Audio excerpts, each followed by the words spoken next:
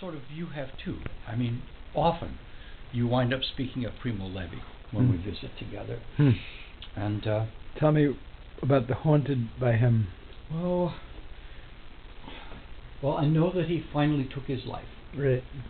And I know from some of the essays, some of the hell that he lived through, making it to liberation,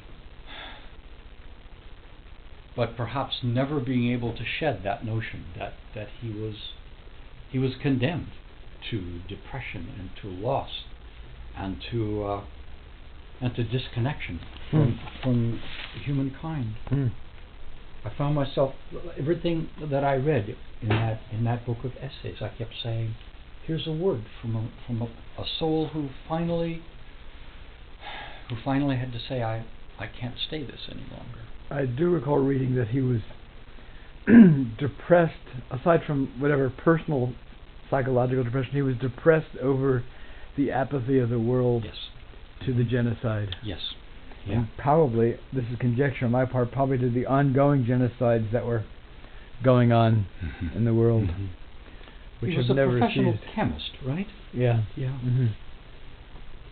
There's an interesting story about he was at a meeting in Germany. I'm talking about the post-war years where he was working for an Italian chemistry firm, whatever you call it, chemical firm. Okay. And I guess he was seated at a table with a group of executives or whatever, and someone mentioned the fact that we have an Italian here, and everyone was talking in German. Oh. And Levi says, well, I speak German, and they wanted to know how. Oh, they didn't know.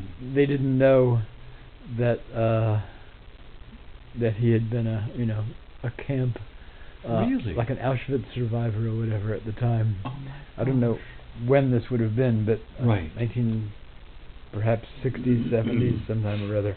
Okay. Interesting little anecdote.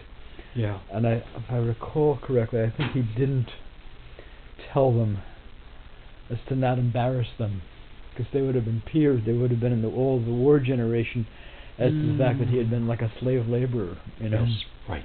and barely survived by the skin of his teeth, as they say. So